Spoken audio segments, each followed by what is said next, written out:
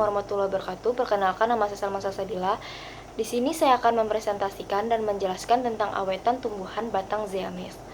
Zeames mempunyai ciri-ciri batang yang tidak bercabang, berbentuk silindris, dan terdiri atas sejumlah ruas dan buku ruas. Pada buku ruas terdapat tunas yang berkembang menjadi tongkol.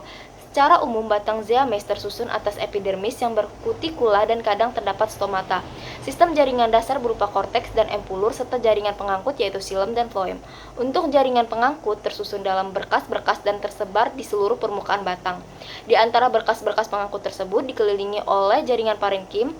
Daerah parenkim korteks banyak ditemukan variasi sel parenkim baik sebagai parenkim penimbun, sel batu, ataupun parenkim kelenjar. Sel dan kelenjar minyak, sel dan luar lendir, benda-benda ergastik banyak ditemukan di daerah korteks ini. Sel sklerenkim atau serabut dan sel sklerida atau sel batu.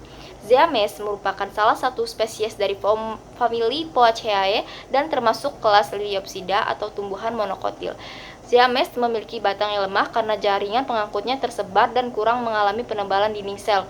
Untuk mengetahui struktur anatomi batang tumbuhan monokotil dapat dilakukan dengan mengamati awetan kering, sayatan melintang batang Zeames atau membuat sayatan secara melintang dari batang atau bagian tengah.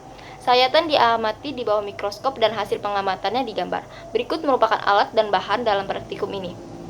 Yang pertama, mikroskop, pinset, blade atau silet, pipet tetes, air, objek gelas, cover glass, dan tentu saja preparat sayatan melintang awetan dari batang zeames. Cara kerjanya, untuk mengetahui struktur tumbuhan monokotil, lakukan pengamatan pada preparat awetan sayatan melintang dari zeames di bawah mikroskop. Yang pertama, pengamatan dilakukan mulai perbesaran kecil hingga besar dan gambar hasil pengamatanmu.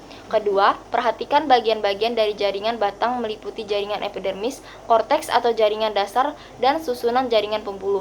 Ketiga, untuk jaringan pembuluh, tentukan sel-sel penyusun jaringan xilem dan sel-sel penyusun jaringan floem. Keempat, untuk membantu membuat sketsa dan keterangan gambar, bandingkan dengan berbagai hasil penelitian yang terpublis atau buku referensi. Itu saja yang dapat saya jelaskan dalam presentasi kali ini. Sekian dari saya, terima kasih. Wassalamualaikum warahmatullahi wabarakatuh.